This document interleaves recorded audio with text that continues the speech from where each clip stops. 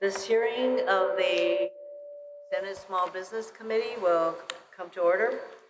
Good morning, and thank you for joining us at today's field hearing, as I mentioned, of the Senate Committee on Small Business and Entrepreneurship.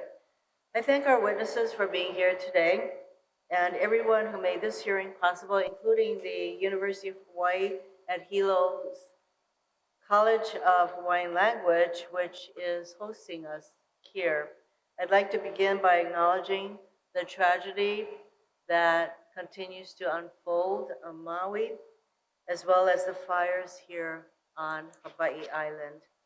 In the last week, we have all witnessed wildfires tear through our communities on these islands, devastating businesses and homes, displacing residents and visitors, causing injury and claiming lives. Those who have lost their lives remain in our thoughts and their loved ones. While the devastation is on an unimaginable scale, these communities are resilient and we will rebuild together. That rebuilding will take time. As we begin this long process, we must do so with an eye toward resiliency and sustainability. We need to make sure other communities in Hawaii and across our country are taking steps to mitigate the risks of fires and other natural disasters. And we are seeing many more natural disasters. The frequency and the harm of these natural disasters are events that we are seeing, as I said, more and more. One of the most important lessons we can learn from the tragedy that we are experiencing is the importance of active management of our lands and agriculture. Hawaii's farms and ag producers have long played a vital role in our state, not only feeding our communities, but also managing and caring for our land. It's critical that they have the support they need to prosper across our state. During today's hearing, we will hear about federal programs that are available to support Hawaii's communities and businesses, including farm businesses, recover from the devastation we have witnessed over the past week. Already, the Small Business Administration has unlocked financial assistance for businesses and individuals impacted by these fires. Additionally, federal agencies from FEMA to the USDA have provided human, financial, and other assistance to support our recovery efforts. And just days ago, I welcomed SBA Administrator Guzman to Maui to witness firsthand the destruction, and I'm grateful for her support and the support of the SBA. According to the U.S. Small Business Administration, the SBA, there are more than 140,000 small businesses in Hawaii. And Administrator Guzman mentioned to me there are some 700 small businesses in Lahaina. Now, these small businesses employ over 270,000 workers and make up more than 99% of all small businesses in our state. Of these, more than 2,000 small businesses are in agriculture, forestry, fishing, and hunting. Many of these businesses have been significantly impacted in the past days. As Congress prepares to consider the once every 5 years farm bill, I want to ensure we are considering the needs of these businesses. Supporting farm businesses is critical to our economy, our land, and the sustainability of our communities moving forward. I look forward to hearing from our witnesses today about what the federal government and other organizations on the ground are doing to support our communities and what more we can do in the months and years ahead. And now I'm glad that we are joined today by Representative Jill Takuda and for her opening remarks, Congresswoman Takuda. Thank you, Senator. First of all, I would just like to express my sincere gratitude to Senator Hirono and the Senate Small Business and Entrepreneurship Committee for hosting today's field hearing. I appreciate this opportunity to also sit side by side, listen to the testimony, ask questions, and engage and participate in what will be a very important discussion on promoting resiliency among Hawaii's farm business and our agriculture industry. As a member of the House Agriculture Committee in Congress, I am advocating for policies in this year's Farm Bill that reflect the needs of our farmers, ranchers, and producers, the struggles they have, but more importantly, the hope and the opportunity that they see as agriculture is a thriving part of an economy going forward here in our islands. There's a lot I wanted to say before this hearing started.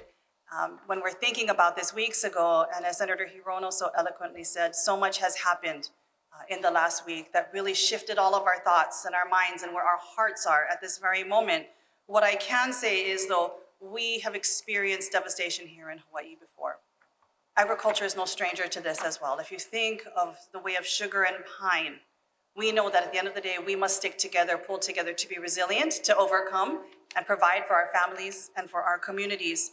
Right now, going through the state, talking about the Farm Bill over the last so many months, I've heard from farmers, ranchers, and producers of the struggles they've had to be able to manage what is a small business, but big business to them. But what their hopes are is that we can continue to have agriculture thriving here for generations and generations to come, focusing on this resiliency that we have had historically with agriculture.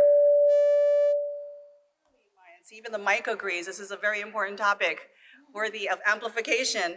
But knowing the struggles that we have been through agriculture, I think there is much that we can learn together in terms of where we must go heading into the future. To all of the members of the panel today, thank you for being here to express both your support, your guidance, and your insight in terms of where we can go. Ag must continue to be part of the equation when it comes to a resilient economy for Hawaii. And while most of our agriculture farmers and ranchers and producers are small, it's, as I said, big business for us here in Hawaii. So mahalo again for being here today, and I look forward to the engagement and discussion. Thank you, Congresswoman Tokuda. Today's hearing will feature two panels of witnesses. Panel one will feature federal and state witnesses who have experience working on programs that support businesses, including farm businesses. These witnesses have a detailed knowledge of these programs and will be able to answer questions about how the programs work and the impact they have on businesses. Our panels include Chris Kanazawa from USDA, Sharon Hurd from the Hawaii Department of Agriculture, and Dilwar Syed, Deputy Administrator of the Small Business Administration. Thank you all for being here. I should also note that Mr. Syed, our recently confirmed Deputy Administrator of SBA, traveled all the way from Washington, D.C. to be here with us today. So a special mahalo to you, Administrator Syed. And with that, we will now hear from our witnesses, starting from you, Mr. Syed. Aloha. Thank you, Senator Hirono, for holding this hearing. Let me start by offering my deepest condolences to all those who have lost loved ones. So many precious lives lost. It's unimaginable. The pictures just keep getting worse and worse. Our hearts are heavy, but I want you to know, Senator and Congresswoman and members of the community, that we are absolutely committed to supporting the people of Maui for as long as it takes, because we know, as you mentioned, this is going to be a long, sustained recovery. SB Administrator Guzman was on the ground last weekend with FEMA Administrator Criswell to survey the damage, and they joined you. And since my arrival in the state early this week, I've spent time with our teams to ensure that our plans, SPS plans, are adequate to meet this daunting challenge. And I will continue to do so. As a frontline disaster relief agency, SPS is providing low-interest loans to affected residents, businesses, and nonprofits in Maui. We've already accepted hundreds of applications, loan applications, and approved. I'm happy to report that we've approved the first set of home loans over the last couple of days. SPS staff is on the ground. As of last night, we had 34 folks fully focused and dedicated to the disaster recovery. 29 are actually in Maui, with 4 of them are in Honolulu, helping coordinate the effort. And we opened a business recovery center in Maui on Wednesday. If you're watching or later on, if you'll see this, if you're affected and you want to apply for an assistance, the fastest way to do that is to register through disasterassistance.gov. You can also apply through FEMA's mobile app for assistance or by calling FEMA hotline at 1-800-621-3362. Now, turning to the subject of today's hearing, it's an honor to be here as the Deputy Administrator of the SBA. Because of supporters like yourself and your leadership, Senator Hirono, I am honored to have been confirmed by the US Senate in a bipartisan vote, and very proud to be serving our nation's 33 million small businesses. And let me say this, the tragedies that we've seen here that have befallen on this state is one of the reasons why this is such a privilege to serve and help these communities recover. I want to thank you for inviting me to talk about our work to support small businesses in Hawaii and help them realize their entrepreneurial dream. Now, the SBA district office in Hawaii serves the largest geographic region of any district in the nation, Senator. They not only serve Hawaii, but also Guam, the Northern Mariana Islands, and other US territories. Hawaii, just like the rest of the United States, is experiencing a record boom in new small business applications. From 2021-2022, nearly 38,000 Hawaiians filed applications to start a small business. That is, for context, 63% higher than the rate we saw before the pandemic. Last year, when it comes to capital access, our core programs, SBA approved more than $19 million in 7A loans and almost similar amount, $19+ million in 504 loans to Hawaiian-owned businesses. In 2023 so far, we're actually tracking higher when it comes to loan volume. And to date, we have approved 115 small businesses for 7A loans worth $41 million.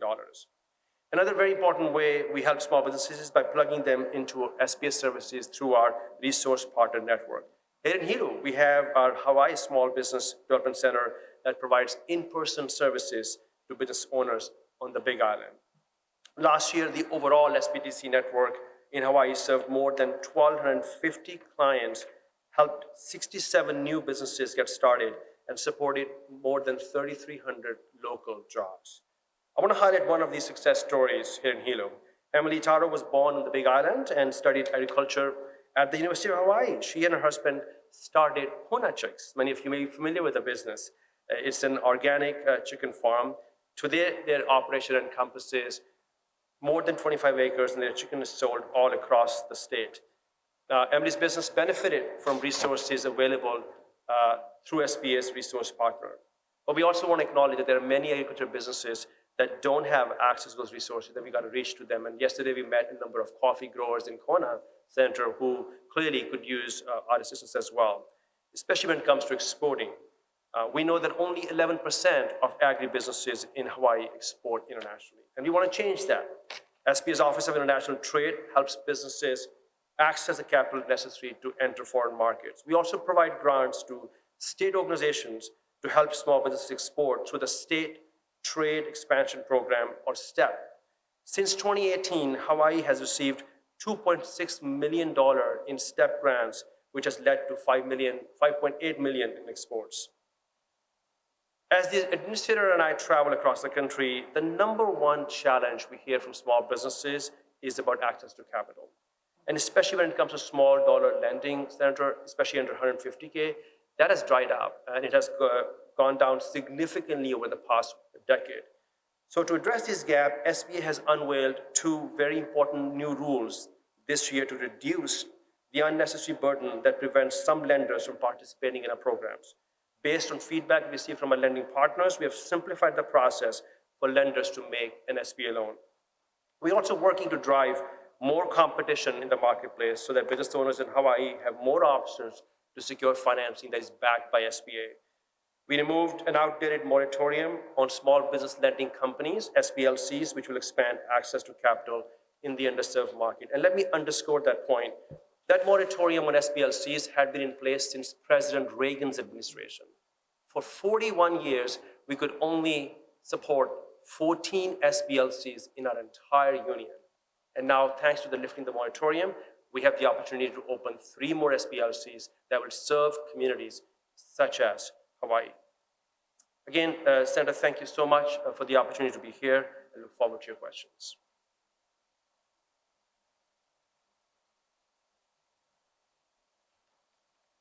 Thank you very much. Now we're going to hear from Chris Kanazawa, who is the State Director for Hawaii and Western Pacific Rural Development, USDA, and this is your second iteration, right, in this position. So I'm really glad that we have someone who is already familiar with many of the issues that comes to you. And I've known Chris for a long time, and he is a can-do guy. That's the kind of person, as is Administrator Syed, by the way. we want only can-do people to come and talk with us about how we can support our businesses, especially in the ag sector. So Chris, please. Aloha. Thank you, Senator Hirono, Congresswoman Tokuda, for the opportunity to speak before the Senate Committee on Small Business and Entrepreneurship, to share the role of the United States Department of Agriculture's Rural Development Mission Area, how it plays in advancing prosperity for farmers and ranchers, as well as Hawaii's rural communities. I am Chris Kanazawa, Hawaii State Director for USDA Rural Development. My area of responsibility covers the state of Hawaii, the U.S. territories of Guam and American Samoa, the U.S. Commonwealth of Northern Mariana Islands, and 3 freely associated states of the Republic of Marshall Islands, the Federated States of Micronesia, and the Republic of Palau. Hawaii Rural Development has 5 offices in the Hawaiian Islands, on Maui, Kauai, Molokai, and here on the Big Island of Hawaii. On behalf of USDA Rural Development, I would like to offer my heartfelt condolences to those who have lost loved ones in the wildfires in Maui. My mother was from Maui, and so I have much aloha for the island and the community. It's impossible to measure the devastation these wildfires have brought to Hawaii and Maui when you consider all the lives that have been lost and upended. For as long as it takes, the Biden-Harris administration and USDA will deploy every resource at our disposal to help the families and communities rebuild their lives and homes. We are thankful that all of our employees and families are safe. However, Maui is a small community, and we all know someone who has been affected by the wildfire. Our employees grieve for the community of Lahaina, just as all of Hawaii grieves. The loss of a historic community with rich culture, while tragic, cannot compare to the devastating emotion felt by our employees and all the people of Hawaii. Rural development continues to be strong and is already working to utilize resources at our disposal to help displaced communities. Rural development programs, while not designed as emergency response programs, will help rebuild a quality of life and increase economic opportunities for the community with financial assistance for housing, small businesses, farms and ranches, health, education, and social community facilities, infrastructure, and utilities. I have submitted written testimony that provides more detail on rural development's ongoing programs that support small businesses and agriculture producers.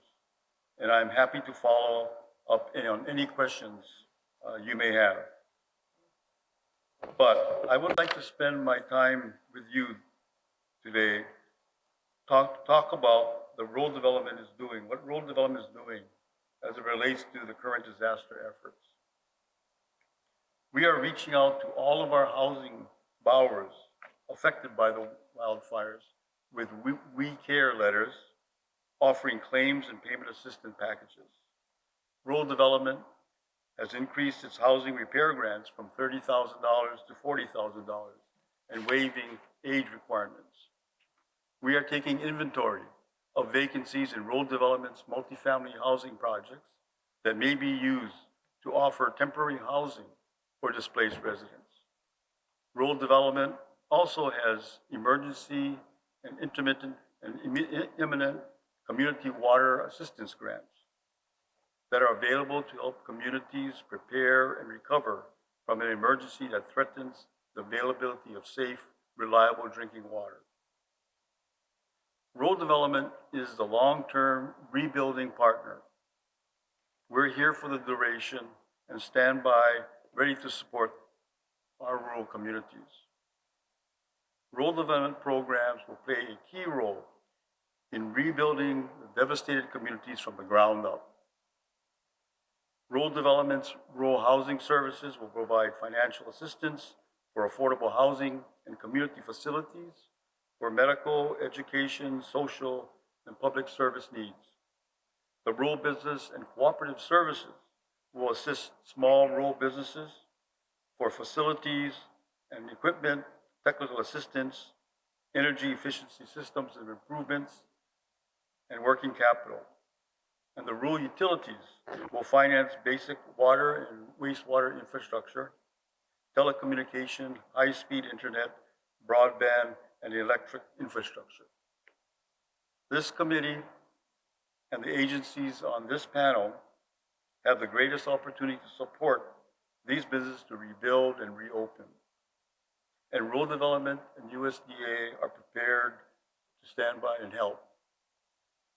Mahalo, Senator Hirono, Congresswoman Tokuda, for this opportunity to share with the committee USDA rural development's activities in supporting small businesses, agriculture, and rural communities. Thank you very much, Mr. Kanazawa. Sharon Hurd is the Director of the State Department of Agriculture. I know you have a lot of experience in supporting agriculture, but it remains very challenging for us to really support ag in the way that will contribute much more to our food sustainability. So please go ahead with your testimony, Ms. Hurd. Thank you, Senator Hirono, Representative Tokuda. With Maui at top of mind, with Hawaii Island top of mind, I'm honored and privileged to have this opportunity to speak on behalf of the Department of Agriculture. My testimony on behalf of the topic, promoting a resilient economy for Hawaii businesses, is basically going to be ways to improve and expand on the federal programs that support Hawaii businesses in the agricultural sector. Our congressional delegation does a fabulous job bringing us the kinds of grants that we need. They really do. If you grants.gov, you can see all the grants that they bring. But I'm here to testify that the main challenges that Hawaii small farmers face in seeking federal grants are, the first thing is that applying and administering the grants is really tough. It's very complex. You really need a Simplicity HR or some kind of a back room to help you with it because it's complicated. The second thing that's difficult for small farmers to attach themselves to a federal grant is that sometimes the concepts that the federal grant supports, it's pretty, I'm going to say ivory tower and kind of a theoretical type concept. Sustainability, climate change, climate resiliency, cooperative interactions, all really important concepts. But to a small farmer, they don't find a way to attach themselves to that, to secure the funding that they need. And the third thing that I'm going to say is a challenge to the small farmers in accessing federal grants is that while they're doing that, there's actually a loss of productivity while executing the grant. In the 2017 Census of Agriculture, of the 7,328 farms in Hawaii, 78% of the farmers reported farm value sales of less than $25,000. So 78% reports less than $25,000. Those are subsistent farmers or farmers that do farming on the side. We have to help these farmers scale up, provide them some sort of resources because they're ready. They're ready to bust out. They just don't need to know how to do that. 62% reported farm value sales of less than $10,000. And small family farms make up 91% of all Hawaii farms. Many of the new farmers are immigrants from Southeast Asia or new farmers from the local population. So while there are various solutions to these three barriers that I just mentioned, for instance, include funding in the grant for a service provider to help them actually administer the grant, develop grant programs that focus on the farmer, how to support their operations, provide what they need, and meet the conceptual goals that the nation needs to meet. And then the third is to create outcomes and indicators that the small farmer create outcomes and indicators that the small farmer finds value. He can benefit from that and continue to benefit from that. The outcomes and indicators need to be relevant to them. Okay, so what I want to say is those are good challenges, but what's going on today is really helpful. And what it is that recent federal programs, such as the Regional Food Business Center Program, Hawaii was awarded $30 million, UH. The Resilient Food Systems Infrastructure Program was a $3.2 million award, block grant. Partnerships for Climate Smart Commodities was $40 million. The reason I highlight these grants is because they're top-down grants. They're large amounts of money, but they force the community to collaborate. Department's not competing with UH, is not competing with groups. We're all working together to come up with a program that's rich and robust. Then we are able to help the farmer with their programs. Their farmer's not writing it, we are. These really robust grants are really good for the direction that we're going. I think it's wonderful.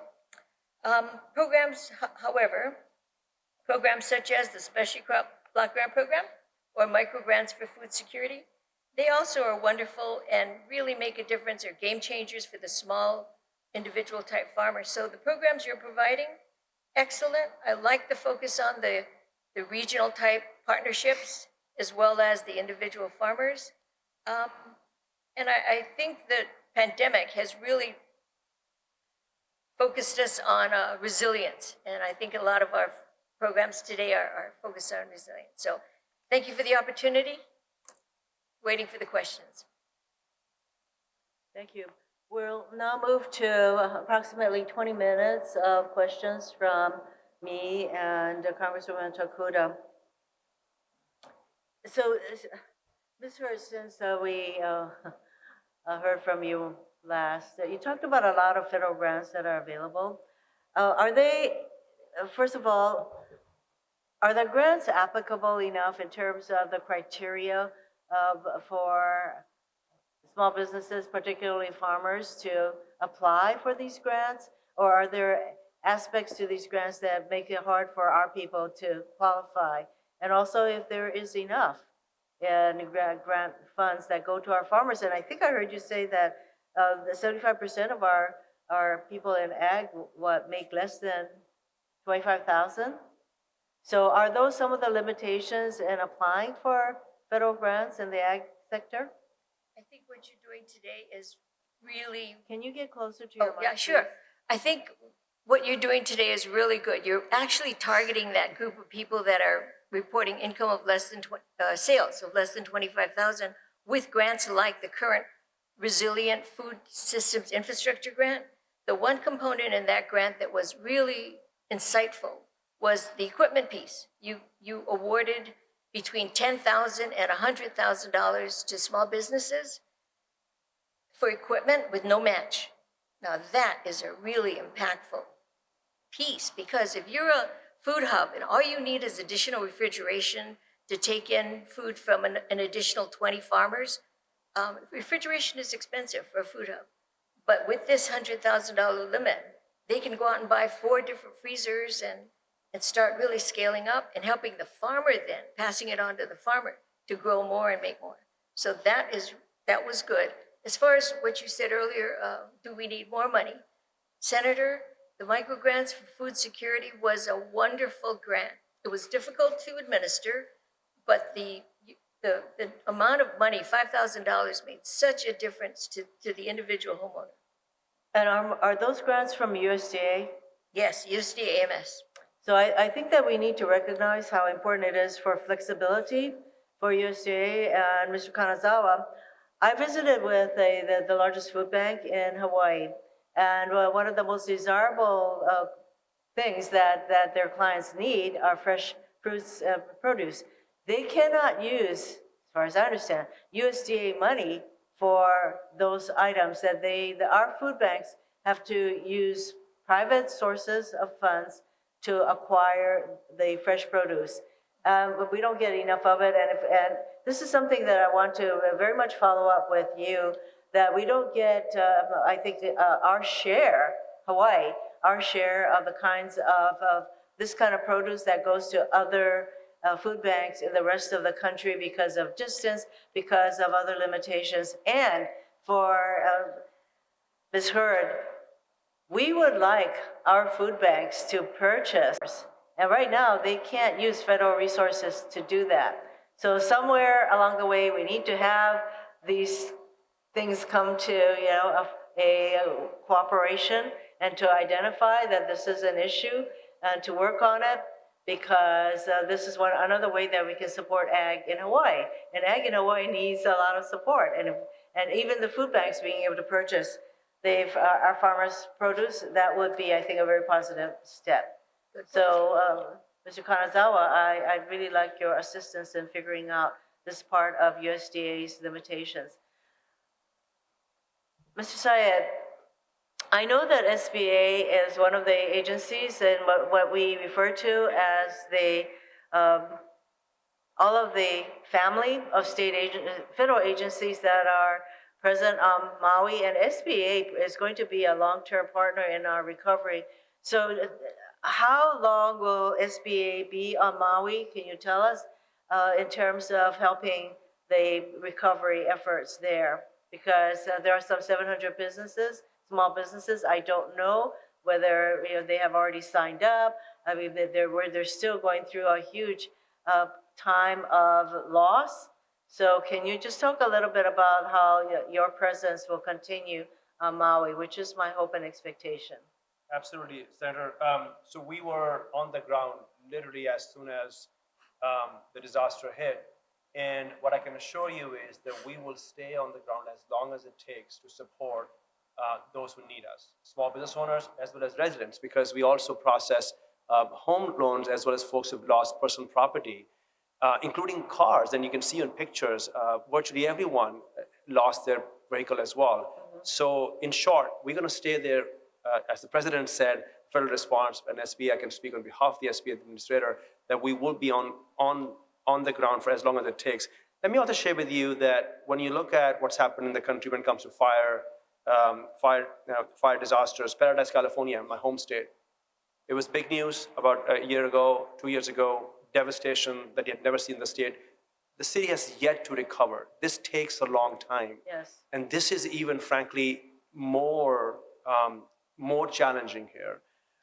We were talking with the disaster teams, and normally they have been experienced with flooding and tornadoes, and often they're, folks are stranded, they're helping them, and they go door to door, and there are no doors here, Senator. Like, there's nothing in this community. So the playbook is different. It's going to have to take us to stay there for a long haul, talk to resource partners, build relationship in the community. The community is dispersed all over the place. They've gone to their families. They've obviously, some of them are in shelters. So we are going to have to put this for a very, very long time, and we're committed to doing that. Thank you. And when I mentioned the federal family of agencies, I am talking about not only SBA, and I think that SBA has been there at every disaster, and the long-term commitment is very much appreciated. But the federal family includes the Department of Defense, Energy, of course, USDA, EPA, DOT, Army Corps. So this is what we refer to as a federal family of agencies. And the continuity of effort will be very much required because the recovery on Maui as well as on the Big Island will take time and resources, and we need to have continuing commitment.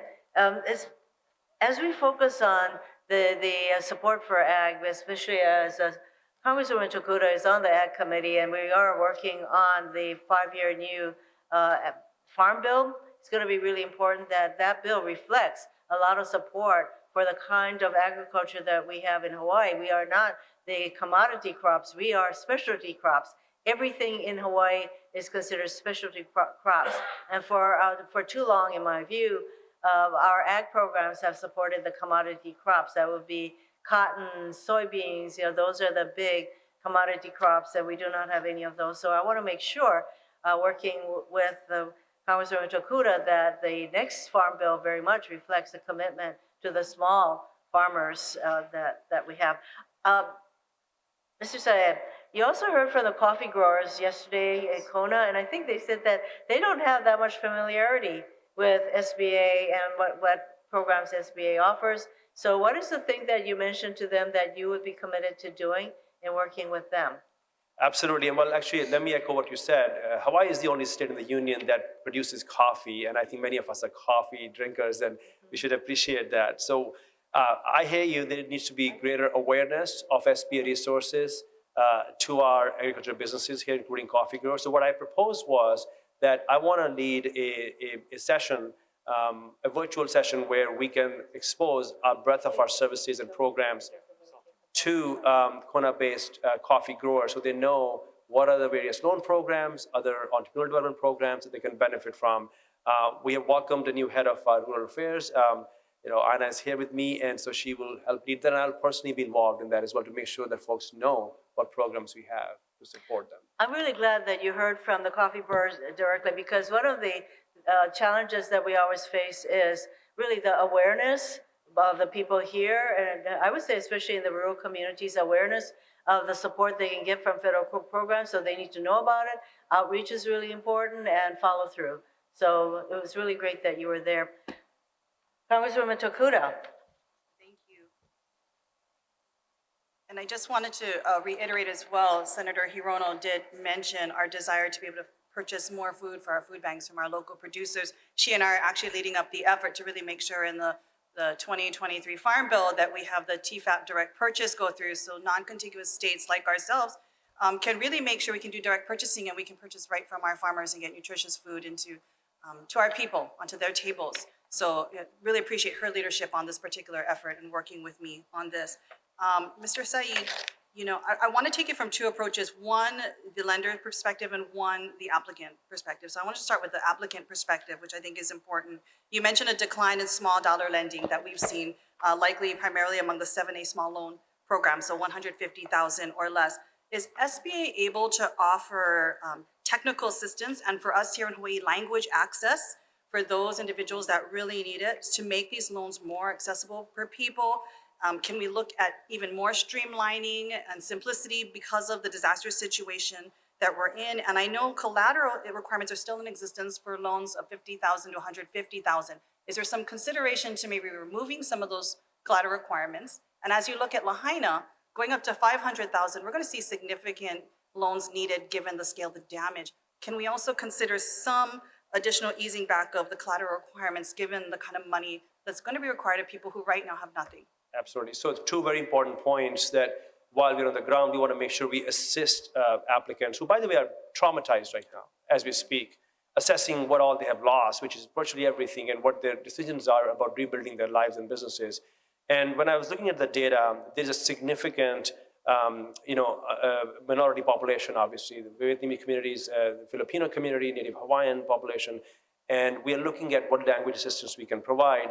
I was talking to our Lieutenant Governor, Luke, the other day when we were at the food bank, and she made a very good point. And she said, while some of the folks may be language-wise okay, but when it comes to filling an application of this nature, it gets pretty technical, and you want to provide that support. So we will bring language resources to that and to make sure that there is no friction in the process of them filling out forms. With respect to collateral, my understanding is that collateral is not a requirement, but we do ask folks in the current process to actually, if they have the ability to have collateral in there, we will explore what's possible here, again, to take those burdens off, given that folks have lost everything. There's no, in many cases, perhaps there's no collateral to be even provided. And we have to see that. We have to be empathetic to that. So we will look what we can do there, what the rules there are, and if we need to also make some changes. Very much Good appreciate questions, that. Yes. And maybe looking now at the lender's portion, you mentioned in your testimony that earlier this year you took steps to simplify and streamline the process so we have more lenders, more competitions. Just given where we are right now in a disaster situation, we need to increase the amount of lenders and competition. Is there anything more we can do to remove additional complexities to the program so we can get people timely access to the funds that they need? So I think the pandemic, told us this lesson that it was really community banks and CDFIs and local banks that actually reach underserved. They reach Black-owned businesses, brown-owned businesses. The big banks did not do that.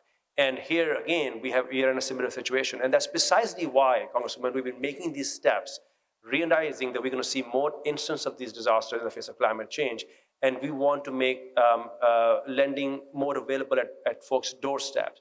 So what we are hoping is that when it comes to the Community Advantage Program that we do have, which we didn't talk about in my testimony, that there are, my understanding is there are lenders from Hawaii who are applying. I hope you'll encourage more lenders to apply, and if they, of course, if they go through the process, that they could be one of the sources of capital that is backed by, supported by SBA that can be made available in the community.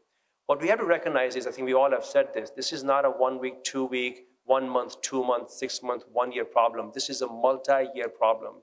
Even if some of those banks are not, let's say, available today, and even if they come online, let's say in a year from now, they will still add ton of value because there is so much that has to be built. We are literally in a war zone like situation. Everything has been razed to ground. So good news is that our reforms have created an environment where we are welcoming these local banks now, learning from the pandemic lessons, and thanks to the administrator's very strong leadership. And we want to invite now local banks and institutions to apply so they can be in their communities offering these loan products backed by SBA. We definitely would love to see more local participation. They understand our Absolutely. community and are very sensitive to where everyone is at right now. I would also encourage, I'm heartened to hear that you'll be leading a virtual session for more of our producers. I would encourage as well, if it is possible to do some in-person throughout our islands. Broadband access is sometimes difficult for some of our communities, and even having the time to log on to a virtual session can be difficult. So I'm sure working with our offices, if we can take it to the people, I think that would be outstanding as well. And language truly is an issue. This county is the most populated with non-English speakers in the entire state. So it's not just Tagalog or Spanish, it's Ilocano, it's many of our, different languages as well. So, please tap us to assist in this particular process. Mr. Kanazawa, I just have one quick question. You really covered a lot of good things now. In terms of the value-added producers grant, this is long-term really that we're looking at. In order for people to rebuild and to continue to sustain and build their operations throughout our state, we know that they need processing facilities. They need access to things that will allow them to create value-added products. Now, it's hard for a producer to do one by one. Have you been looking at funding, perhaps co-op type of opportunities for a number of different growers or producers in a region? Lahaina could actually be one of these particular areas where, whether it's commercial kitchens or processing facilities, being able to access this is something they can't afford to do on their own. But as a group, it might really propel an industry forward and support numbers of different applicants. Yes, I totally agree. Given the size of our farms, as small farms, it is important to ensure that there is industry infrastructure that's available. And so rural development does have funding for food hubs, innovation centers that would provide for centralized processing. So we do provide that broad regional infrastructure. In addition to that, though, specific to, as you mentioned, the value-added producers grant, rural development provides funding to help the profitability of our farmers, whether it be through our value-added producers grant, whether it be even our Rural Energy for America program that lowers costs. As an example, here on the Big Island, there's a Hawaii Ulu Producers Cooperative that has used our Rural Energy for America program grant. And they've been, and this cooperative is made up of over 100 small farms across 4 islands. They've been able to generate over 67% of their energy through a solar photovoltaic system. And they've been able to save over 84,000 kilowatt hours through this. So all of this, what we look at in supporting our ag community is how do we find ways to improve their profitability? And so through individual programs that help individual farms, as well as the regional infrastructure, rural development is prepared to support. Thank you. And Mr. Kanazawa, I would just ask, I know you eloquently stated the ways that you are supporting our community now, but if you can help provide our office with information how immediately you're providing relief to folks in Maui on housing, access to drinking water, and broadband. These are 3 critical areas to keep people safe and connected, which we're prioritizing right now, but we would love to be able to continue to put that out towards the community to let them know what you are doing. And we know in the long term, you're going to be a valuable asset to providing in these areas. Yes. And Ms. Hurd, I would just state that I do know, I appreciate the comments of all the things that are needed from a technical assistance perspective and the needs of farmers and the grants that are available, and just commit to continuing to work with you to make sure we have the capacity to actually apply and execute these grants, because we know that there is money out there, but these are very busy folks that are helping to feed everyone, and Yes. we need to make sure we have that technical assistance and capacity to apply for the money they deserve. Thank you, Senator. Thank you. And Congresswoman Takuda, I'm really glad you happened to mention the importance of food hubs. As it turned out, I visited the Malama Kauai food hub, and this is an actual building where the farmers, some small farmers who could never afford to have a building like this where they can bring their produce, process, do value added, a certified kitchen, all of that without some support. And I have provided 2.4 million in earmarks, so for that. And so there are things that we can do along those lines, but I would say that food hubs are a really important way that we can support the small farmers in scaling up, value added, all of that. I have one question more for Mr. Syed. Can you tell me whether the Supreme Court's affirmative action decision has impacted SBA's ability to target women and minorities in your programs? Senator, I'm glad you asked the question. Obviously, we are tracking this. We don't see an impact, or we have not seen any guidance made available, but I can also follow up with you to see whether it's something that I'm not aware of that we're doing differently. I think to the extent that SBA programs target women for a particular kind of support, I think that is something that the SBA could have an impact. So, you know what, I just want everyone to know that Supreme Court decisions have an impact on a lot of different things that you may not think is being resolved or addressed by the Supreme Court, but this is one area that we are tracking because the small business community spends quite a lot of time talking about and asking SBA whether they are meeting their target goals for supporting minority businesses and women-owned businesses. With that, we are going to take a 5-minute recess for the second panel. I thank the first panel for your testimony. Mahalo. Mahalo. 5-minute break. In panel 2, we will hear from private and academic witnesses who have firsthand experience working with businesses and who are familiar with the challenges they face. They include Mark Wright from the College of Tropical Agriculture and Human Resources, CTAR, Joe Burns from Hawaii Small Business Development Center, Randy Cabral from the Hawaii Farm Bureau, and Murray Clay from the Ulupono Initiative, a nonprofit organization focused on locally produced food, renewable energy, and clean transportation. Thank you all for being here. So with that, we will start with our first witness, Dr. Wright. Good morning. Aloha. I'm Mark Wright. I'm speaking on behalf of Dr. Anya Viercherik, our interim dean, who's just recovering from COVID, and sent me over to come and speak on her behalf. I'm with College of Tropical Agriculture, University of Hawaii at Manoa, statewide responsibilities for research, extension, and education in agriculture and a broad range of topics.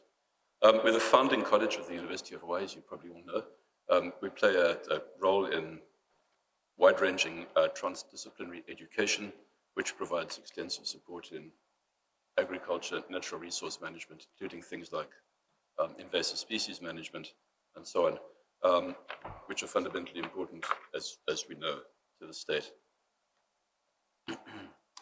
During the past few years, our college underwent a strategic positioning effort during the whole pandemic, in fact, during which we collected data from more than 5,000 individuals regarding requirements of various stakeholders in the state. And the result was this was a strategic document outlining 4 main initiatives. Among those was enhancing economic development for an adaptable and resilient community and well-trained workforce. And among these, economic development was one of the main initiatives. One of the big things that came out was the needs of small agricultural operations that require access to free resources for education and training to strengthen their well-being and their ability to contribute to economic development in the people of Hawaii. We need to be proactive in making locally produced food widely available to our population and vibrant tropical agriculture value-added products to global communities. We're particularly in the state vulnerable to natural and human disasters, as we've seen recently, that can certainly have significant negative impacts on our food and food security and economy. I'll give a few examples of impacts that the College of Tropical Agriculture and Human Resources have and continue to have. We're particularly active in the area of biosecurity and food security, particularly management of invasive species. Insect and disease pests cause 20 to 100% crop losses in many cases, as I'm sure you've seen as you've been traveling around.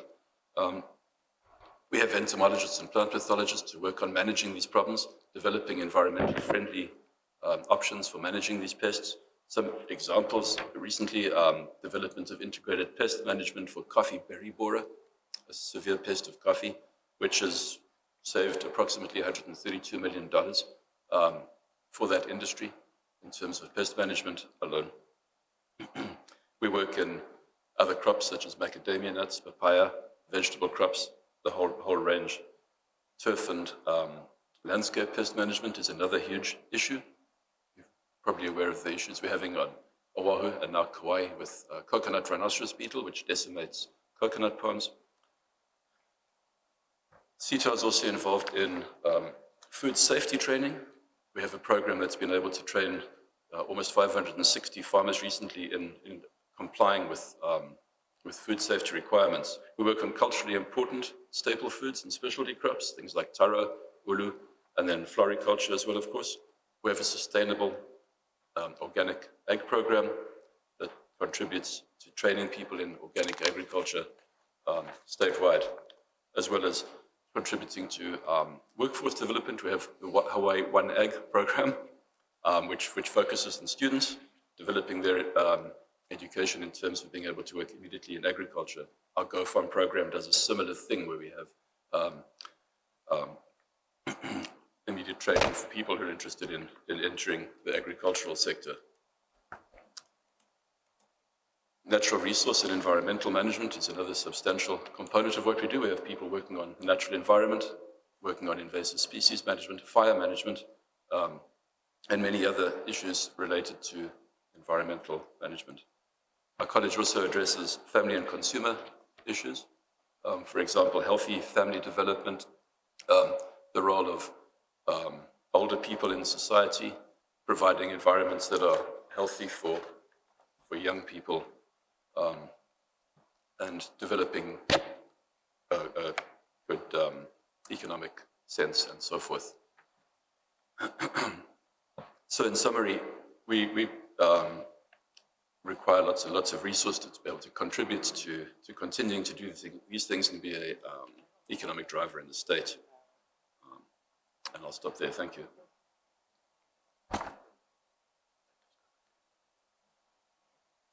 Thank you. Joe Burns from the Hawaii Small Business Development Center. Thank you, and aloha, Senator Aloha. Hirono. Aloha, Congresswoman Tokuda. Thank you very much for the invitation today to testify here, and also thank you very much for what you're doing for all the residents of Maui who are suffering terribly. So the Hawaii SBDC is a program of the University of Hawaii at Hilo, and is funded in part through a grant from the Small Business Administration. We opened in 1990 and have been hosted continuously since then by UH Hilo. We have 5 service centers statewide on the 4 major islands, and we're one of 63 accredited SBDC programs across the country, created by Congress in 1980. So in the first 2 quarters of this year, we advised 945 unique clients and materially assisted with just under $20 million in attributed capital acquisition. So my comments today, I have three of them. First, I want to talk about federal agencies which support Hawaii small agricultural businesses. So I have three. The first one is obviously the USDA, and we work closely with the USDA, especially through two of their flagship guaranteed loan programs. One is the Community Facilities Guaranteed Loan Program, and the other is the Business and Industry Loan Guarantee Program. So our role is to provide advisory services in terms of writing the required feasibility studies, and doing so, we've contributed to the funding of agricultural and rural development projects for probably over the last 13 years since I've been here at least. And so I want to mention three examples. One is a coffee school with career and workforce development training on the cultivation, processing, roasting, and cupping of coffee. A cattle ranch refinance right here on the Big Island, lowering their financing expenses and supporting their expansion into the agritourism sector.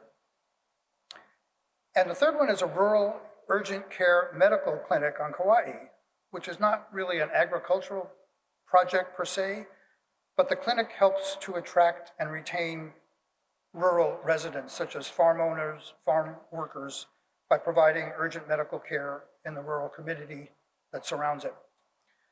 So that's USDA. Second one is the SBA, Small Business Administration. So the Hawaii SBDC, as a resource partner of the SBA, provides export business advisory services to Hawaii businesses involved in the SBA State Trade Expansion Program, which Mr. Syed mentioned, the STEP program. And that's administered through DBED at the state level in Hawaii. And we call it the High Step program.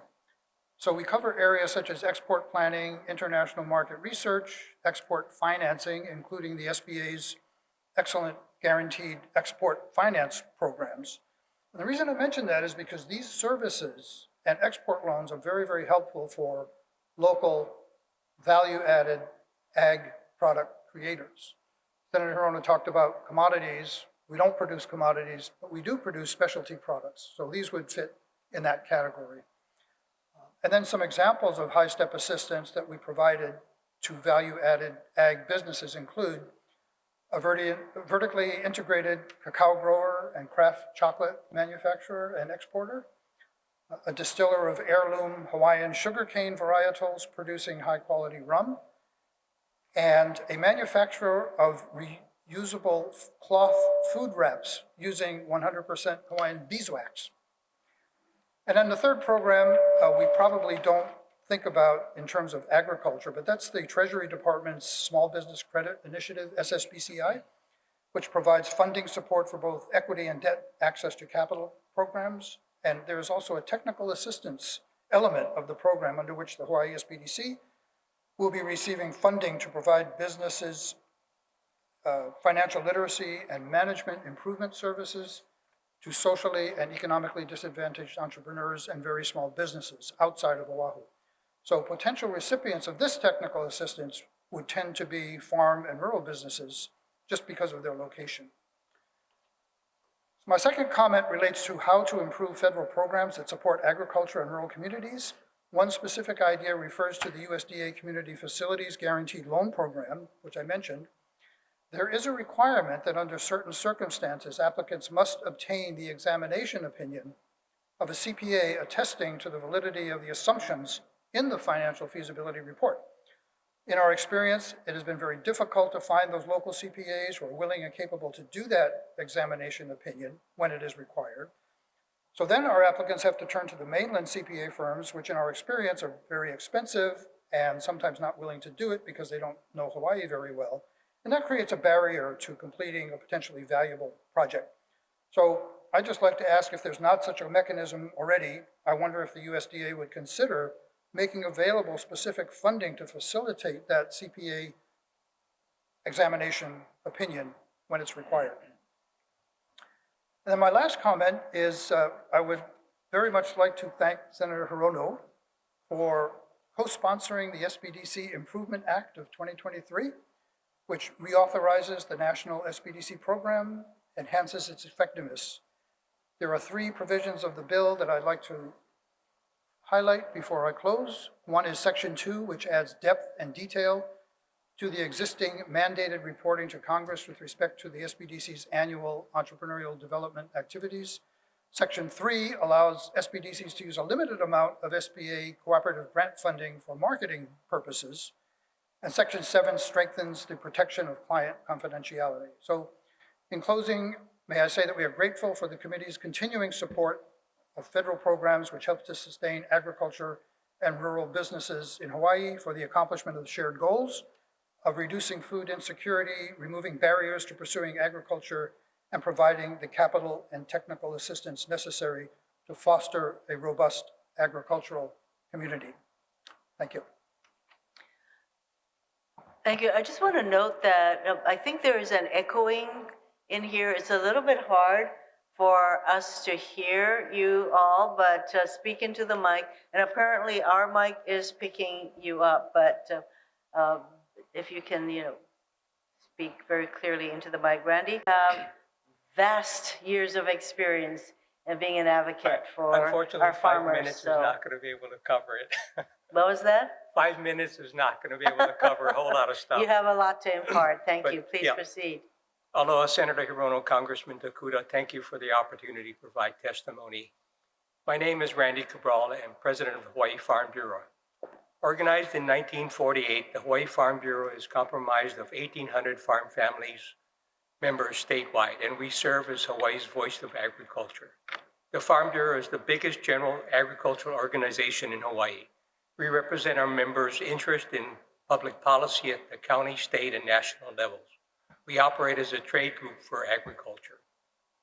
The Hawaii Farm Bureau believes that if we want to focus on improving Hawaii's agriculture industry, we need to assist our farmers and ranchers by addressing the many challenges that they face, such as land use, access to affordable water, labor, transportation, invasive species, disaster preparedness, crop insurance, food safety, agricultural theft and vandalism, research and development, pesticide regulations, access to capital and marketing, just to name a few.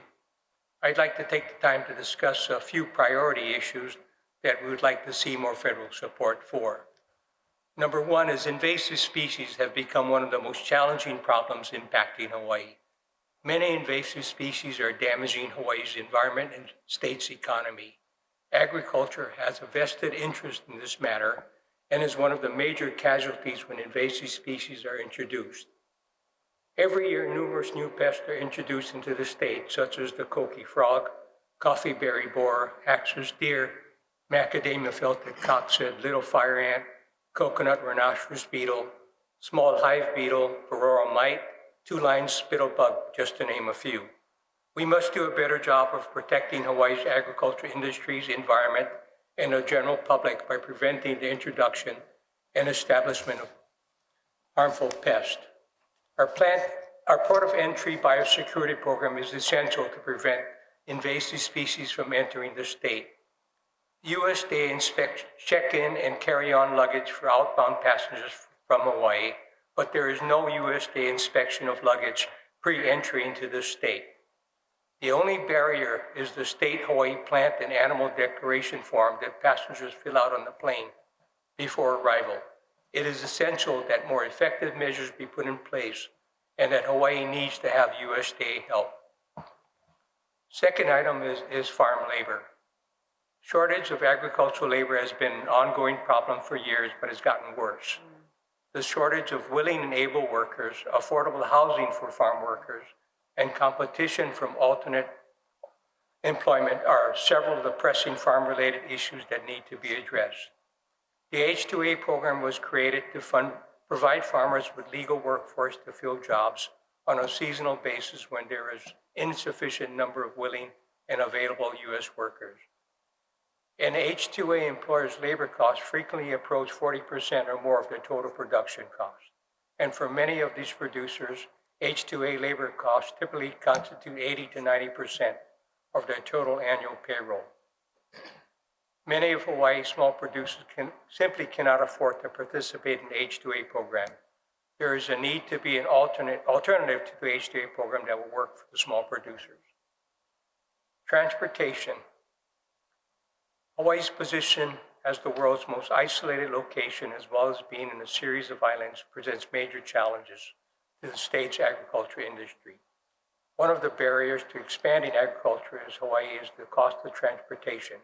Hawaii farmers and ranchers rely heavily on air and ocean transportation to bring agricultural inputs such as equipment, feed, fuel, fertilizer, agricultural machinery for their production. Inter-island transportation has been a major issue with neighbor island farmers and ranchers.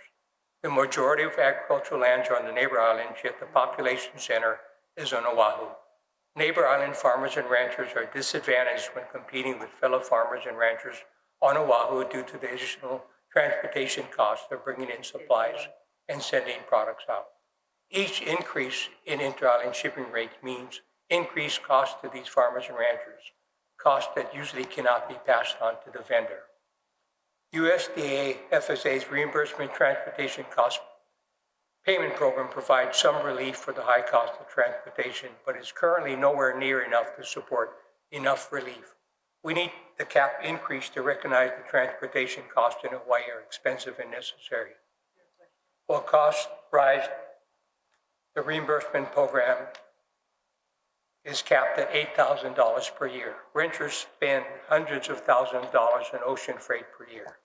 For example, one rancher spent close to $250,000 on transportation in 2022, but based on the reimbursement program, they got only $8,000, 3.6% of the cost. I guess with that, I'll stop. Ran out of time. Thank you. Thank you. Murray Clay from the Ulupono Initiative. So you've your organization has been an advocate for sustainable food, et cetera, and are we making improvements? We are. Do you want me to? Please go ahead. Okay. Yeah. No, that sounded like a question. Aloha, Senator Hirono and Congresswoman Tokuda and any members of the committee. Appreciate the opportunity to speak with you all today. Ulupono Initiative is an impact investing firm, as you alluded to. We work across the state to try to increase local food production, renewable energy, clean transportation, and better management of our fresh water resources, just to help Hawaii be more sustainable and resilient.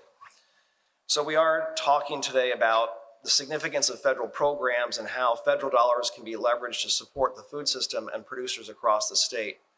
For the past 14 years, Ulupono has worked and engaged with various sustainable projects in food to really try to increase that local food percentage in Hawaii. We provide financial and technical assistance. We partner with government, profit, and nonprofit organizations, including many who have testified here today. So federal funding resources do play a key role in ensuring our remote island state is able to increase its self-sufficiency, especially as we're highly dependent on imported food. During the COVID pandemic, Ulupono supported the agricultural industry by connecting federal monies with local needs to support local farmers and ranchers who had lost many of their markets due to restaurant and hospitality industry closures. One particular example is the Farm to Food Bank program, where government, private, and philanthropic funds were leveraged to purchase locally grown food for food banks to distribute to those in need in our community. This did several things. It kept farmers afloat with a new market opportunity they didn't have before. It supported local food banks who struggled to get the normal shelf-stable food that they would regularly carry. And it fed thousands within the community that were needy because they lost their jobs virtually overnight because of the shutdown of tourism. Our unemployment went from 2% to over 20% virtually overnight with the lockdowns. So another way that Ulupono supported the agricultural sector is by funding grant writers to help the local farmers and ranchers get those federal program funds. The majority of Hawaii's producers, as was mentioned, I think by Director Hurd, are less than $25,000 a year in sales, and they operate on farms that are less than 10 acres in size. Though through many conversations with these stakeholders, we know that small farmers often don't have the time or resources to apply for those grants themselves. Having a dedicated resource to support them in doing so has been really instrumental. So over the last 10 years, Ulupono has funded a number of grant writing programs, and the total cost of all those programs over 10 years was $1.5 million.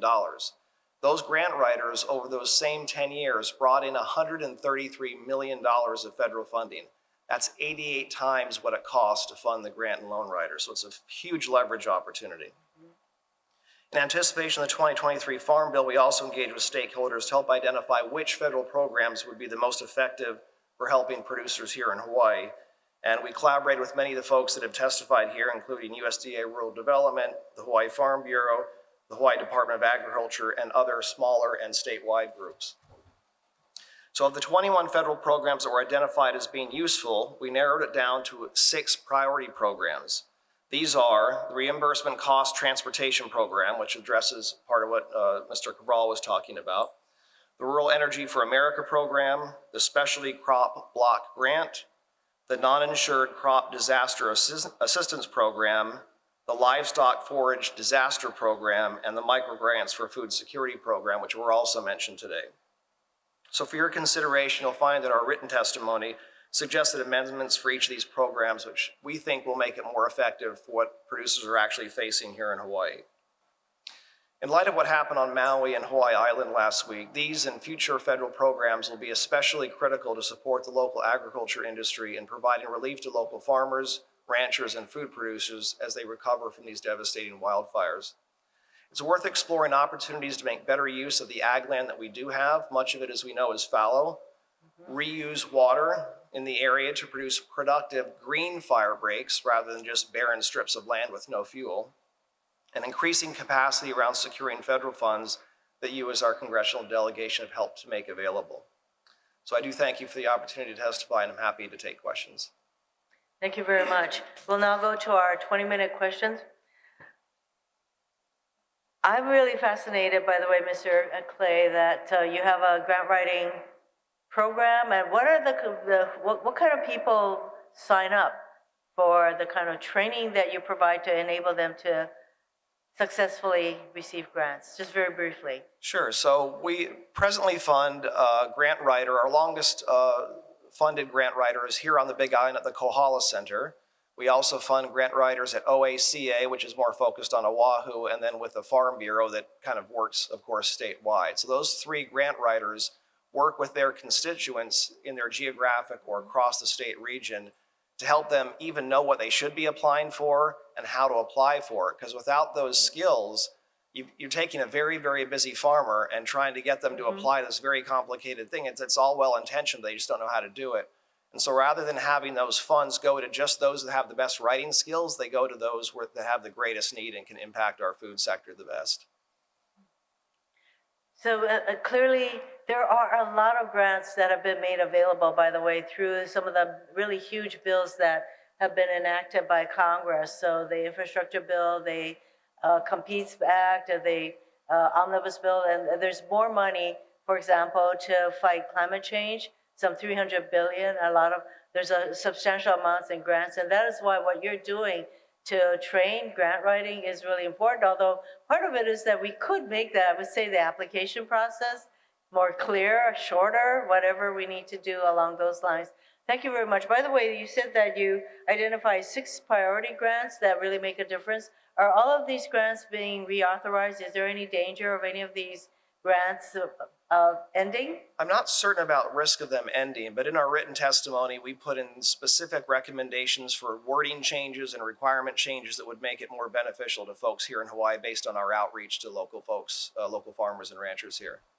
Please let us know. And then we do have the Deputy Administrator of SBA, to the extent that SBA grants are very complicated. And in fact, there was a reference that Mr. Burns about the CPAs having a hard time and they need to be certified, whatever you were talking about, that makes it harder for our people to apply for these particular loans. Not sure, but we need to, if you can get with our Deputy Administrator on maybe we make it easier for us to access the programs that we need. Mr. Cabral, can you explain how the management of rangelands on Hawaii Island helped with wildfire containment? Yeah, absolutely. I think most pasture land is well managed by the the tenants or landowners through grazing. They make sure that they keep down invasive species, which has been a problem with the fires in Lahaina, overgrowth of guinea grass. They have the resources and equipment necessary to control what they have growing on their particular parcels, and they control the grazing so that you don't have this high fire load. I think that makes a big difference. Around Lahaina, there was no control of the invasives and grasses around it, and that, I think, is a major factor in that fire.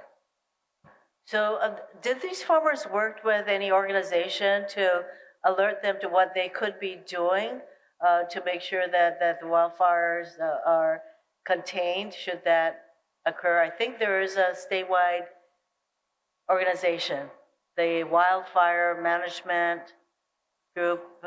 Yeah, I think we've been, Did the farmers work with her? we have participated in some of these wildfire management groups in the past. And so it's something that I think we can be part of. And I think we'd be more than happy to be part of that group to find solutions to the problem. There is an organization, I believe their name is I'm looking at my staff because I meet with a lot of people.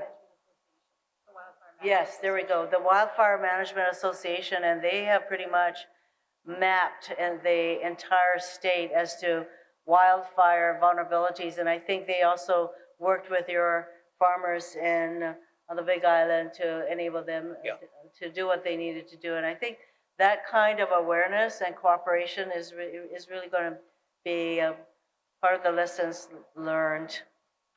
Once again, for you, you mentioned that a top priority is invasive species, and that's something that Congresswoman Tokuda and I are going to continue to. She just joined the U.S. House, but I know she has an awareness of the need to continue funding research into combating invasive species, and you have indicated that is the #1 priority that impacts our ag community. And so, I would appreciate any other kinds of requests that you would like to put to both me and Congresswoman Tokuda and how we can continue to combat invasive species. I'll tell you, Senator, under the past administration, when Secretary Perdue was there, head of Department of Agriculture, he came on a visit. And I asked him point blank about helping with invasive species, that the USDA needs to do more. And his answer to me was, we do enough for Hawaii. I was floored by that response. Unacceptable, as far as I'm concerned. But that's the thinking back then, and I hope this administration thinks differently and realizes that Hawaii is basically the invasive species capital of the world, I think. And we desperately need help. Thank you. I think that, that's one of the things that I talk about a lot on the committees that I sit on. That, for one thing, on the Energy Committee, that focuses a lot on wildfires and to alert the committee members that Hawaii has its share of wildfires, and the acreage burned is on a par with what happens on the mainland. And we don't have a Forest Service presence here as such, but we did meet with some Forest Service people. We do not have any national forests in Hawaii, and I'm trying to bring that kind of presence here. For Mr. Clay, how can ongoing efforts by Ulupono and other organizations to bolster our internal food supply chain and grow the volume of food we're producing in Hawaii help us better respond to disasters moving forward? So I think we are all aware that we're, as was mentioned, the most isolated populated landmass in the world. We're 85 to 90% dependent on imported food. We rely on just-in-time delivery of that food, and then not to mention tourism is our #1 industry, which, as we've seen, can go away virtually overnight. So we are very, very vulnerable. I would say when it comes to food security, I would almost reclassify natural disasters in 2 different categories when it comes to food security. One are disasters that impact our ability to import food. So it doesn't matter whether it's a hurricane, a wildfire, or tsunami, that's one category. And what that's mostly about damage to our ports and harbors. That restricts our ability to import food. The worst possible situation would be damage to Honolulu Harbor and Honolulu International Airport, because most of the large shipments of food come in via those ports. The other type, which is more like what we're seeing with some of the wildfires, not just on Maui, but elsewhere, is damage to local infrastructure, which ironically makes it difficult to get both imported or local food in. Now, if you have the difficulty with imported food, as we saw during the COVID pandemic, local food can step up and make a big difference. For example, when the slaughterhouses and the meatpacking plants in the mainland were being shut down almost across the nation because of COVID infections, it became very, very hard to find a lot of different meat products in the grocery stores. But across the entire COVID pandemic, Pontiello Cattle Company and Parker Ranch that we worked with did not miss a single delivery of local beef to the Safeway stores over that entire period of time. In fact, they increased production over that period of time. So local food can make a very big difference. But one of the other things that we got to remember is when these disasters happen, tourism often goes away with it. And when tourism goes away, the most lucrative market for farmers and ranchers, the restaurants and resorts, close down as well. So we have to switch that funding, like we talked about before with Farm to Food Bank, so the food banks that are having trouble getting food can buy directly from the farmers and ranchers, because you've got farmers and ranchers that have food but no markets. You've got people out of work that need food but have no money. And you just put those two together and it can be really successful in growing. I would also point out that we're very focused on institutional purchasing efforts, including especially with the Hawaii State Department of Education and their legal requirement to get to 30% local food by 2030. Right now, that number is a fairly abysmal 6.2%, according to the report. Farmers and ranchers will grow, they will expand, especially with federal resources, but they're only going to do that if they think the state's really going to follow through on this and really increase local production. And reaching that goal of 30% would mean an extra $14 million of market for local farmers and ranchers. So we're focused on the institutional side of that problem as well. I think that kind of focused effort to purchase local by our Department of Education, I've been trying to get them to put fresh pineapple in our school lunches, and for a long time, all of our cafeterias are so used to just open up the canned pineapple that when we finally got some fresh pineapple, people had to figure out how to cut the pineapple, if you can believe it. So there are a lot of things we can do, and one of the other things mentioned was the need for workers. Mr. Cabral, that is a nationwide need for farm workers. That there is a lot more focus in the Judiciary Committee even on the visas that will enable our farms to keep going. And so, there's a lot of interconnection to the awareness of what we need to do, and especially after COVID, we have a lot of areas where we all can. Immigration reform needs to happen, all of that, and obviously, I will talk with you, regarding the CPA issue. My time is up, so I'm going to go to Congresswoman Takuda. Thank you. Really quickly, I'll just piggyback then on Senator Hirono's last comment about the CPA examination opinion. I'm just wondering, I know you're asking for more funding to provide support since people are having to seek out CPAs on the mainland as well. This gets very costly, but is there any look at an alternative process to ensuring some of the financial validity without having to do the CPA examination opinion? It's very hard for folks, especially on the neighbor island, to be able to actually access this kind of professional service and help. So are you looking at an alternative process to the CPA examination opinion? Thank you for the question. So that's a requirement of the USDA. So we don't have the ability to change that. So that's why I mentioned in this specific program, which is the Community Facilities Program, at a certain level, they do require that. So normally, when we write the feasibility study, if it's at a certain level, that requirement is not necessary. But at a certain level, it kicks in, and that's where we've encountered that difficulty. So we don't have the ability to change that requirement. That's part USDA. of USDA. Okay, so that's something we can discuss with the USDA about alternatives to even having this examination process, which is particularly onerous for our people. I just also did want to reiterate and confirm that I know SBA is opening a business recovery center, has already in Maui and Kihei, and you will have SBDC representatives on site to assist with connecting people with resources. So thank you for doing that. Just want to move over to Mr. Cabral. Randy, thank you so much for your advocacy and help. We could spend all day talking about the areas of knowledge that you have. In particular, I want to focus in on the disaster assistance programs that we have. I know even before the fire, I spoke with farmers who have spoken about the fact that the disaster eligibility cycle is not meeting up with the demands we have today. For some of these programs, you can only apply twice in 10 years. We know disaster is striking much more frequently because of climate change. And, so we actually have been pushing some reforms in the Farm Bill to decrease that, that time of period, because people need to access funds when disaster strikes. And so to the point of the disaster assistance programs, the various ones, I know, Mr. Clay, you mentioned a number of those in your testimony. What are farmers finding prohibitive or challenging in terms of being able to apply for these disaster assistance programs? How can we reduce some of the barriers? What are they saying they really need? Because whether it's a bridge washing out and they can't get their produce to market, whether it's something taking out an entire crop, invasive species, access deer, you name it. What can we do better when it comes to disaster awareness, assistance programs, that our farmers need to make it easier to draw down and apply for? I know there's talk of like a small business or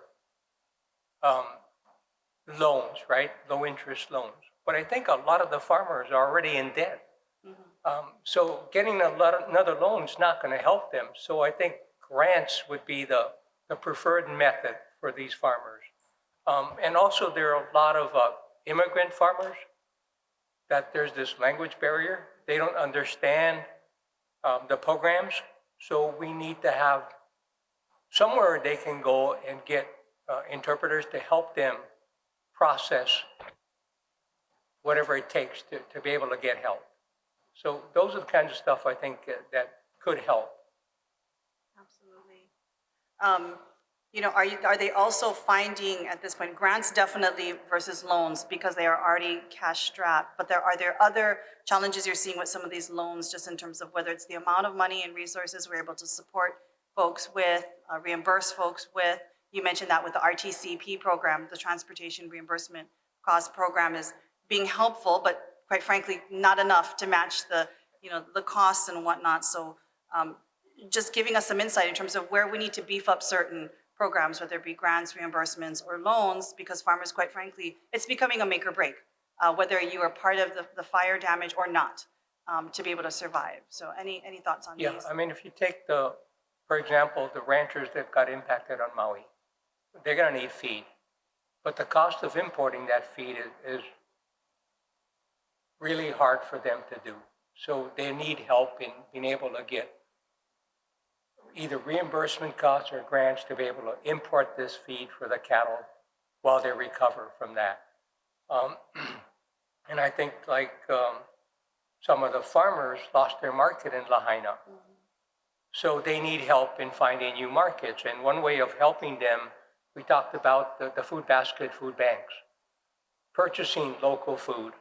And by giving grants to the food basket, food bank, they can then purchase from these farmers and help them recover from that market. During the pandemic, we were able to get around $750,000 from private resources.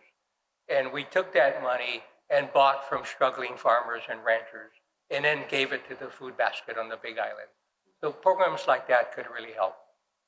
Thank you. I know those are very, very helpful for a lot of different people and for all of our farmers.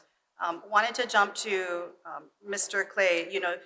As Senator mentioned, you folks did some significant investments over the last decade in terms of supporting farmers and their efforts to draw down what is a very large amount of federal grant money. So there is money available and on the table. Based upon what you've seen in terms of the technical assistance work that you've provided, what kind of changes and supports do we need to be providing to make it easier for farmers, ranchers, and producers to be able to take advantage of all the federal funds that are available to both start, sustain, grow, rebuild their businesses? We've talked a lot about language access. We've talked a lot about streamlining forms. But based upon your real life experience, really, what do we need to do to connect farmers and producers with the money they so desperately need right now?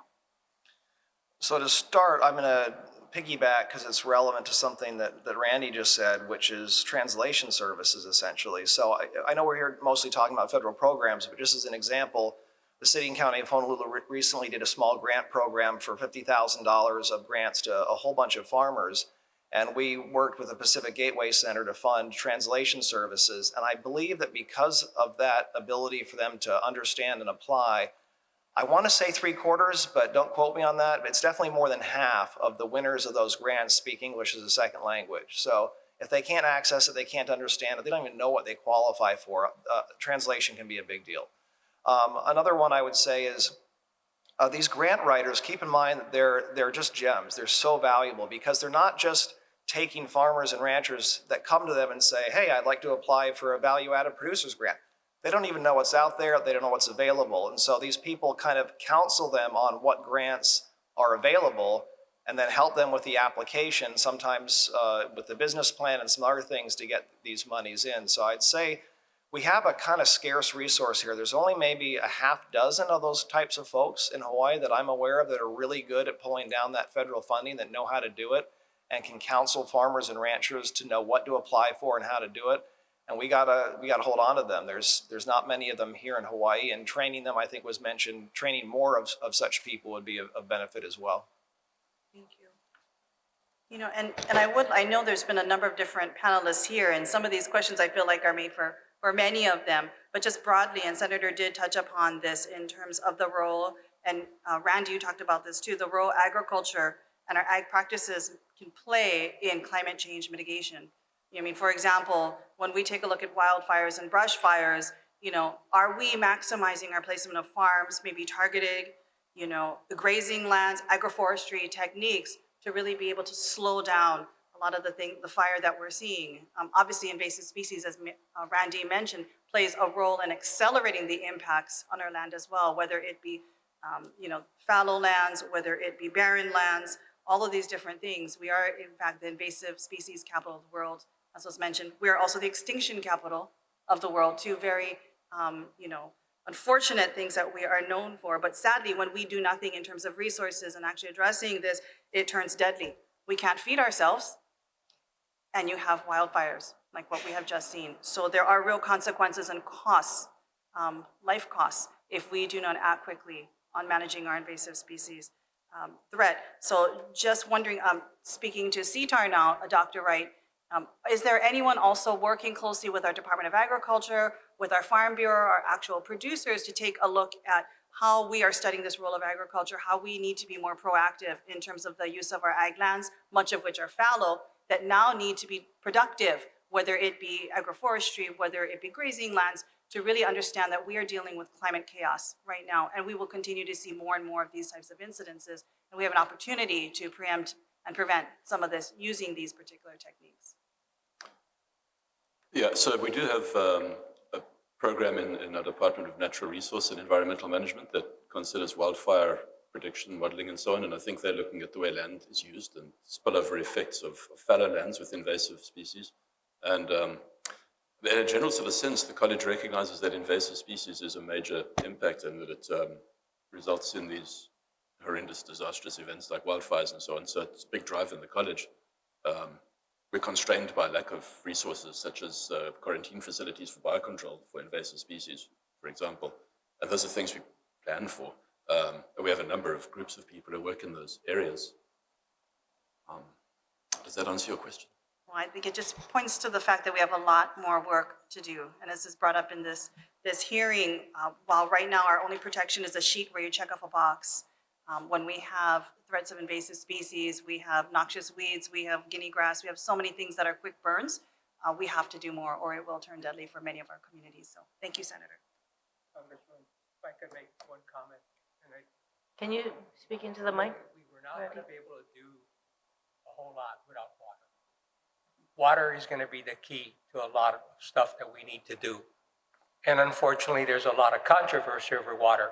If you look at Lahaina and the controversy of taking that extra flow to fight fire versus the kala farmer, you know, that was an issue that I think played out across the islands. East Maui water system is so controversial. But we need to be able to share water. We need water development to make sure we can protect these areas, create green space. If we're going to put in agricultural crops, we need water. Otherwise, we're not going to be able to do anything.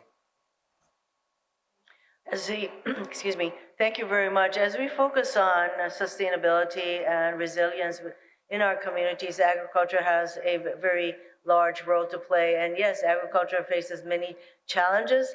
Part of what we do in Congress is to point out how unique Hawaii is, not the least of which that we are very isolated, the thousands of miles of ocean that presents unique issues for us in terms of transportation and all kinds of other elements, invasive species that other states may not have not faced quite to the extent that we do, and the need to have research at CTAR and other places for all of that. So, this is a hearing that brings together agencies from the federal government as well as state and local advocacy groups to bring to bear how important our focus is on food sustainability and resilience. And this is one of the ways that we can be much more focused and proactive in what we need to do. But it's a lot. And things like our ability to get grant money, if we don't apply successfully for those grants, we are leaving money on the table that can be brought to bear. So it's a lot of organizations, federal, state, and local, coming together to address the issues that we face. And by the way, I'm glad that the Pacific Gateway Center was mentioned, because they are a group that provides language services, et cetera, and they enable a lot of immigrants who come to our state to succeed. And I know for a fact that they have enabled restaurants, for example, to get the kind of help that they need from Pacific Gateway Center. And one restaurant that we've been to is Istanbul, and they got their start at Pacific Gateway Center. So there are organizations that not very many people here know about, but they are plugging away, just as all of us are and all of you are. Thank you very much for the two panels. And for the record, our committee will remain open for 2 weeks for questions for the record. And of course, we would ask the witnesses to respond promptly to those questions. And I want to thank Congresswoman Jill Tokuda for joining us, because she sits on the Agriculture Committee and is going to be very focused on putting into the Farm Bill those kinds of provisions that will be very, very focused on what we need to be pushing for Hawaii. So thank you, Jill, for being here. There being no further business, the committee stands adjourned.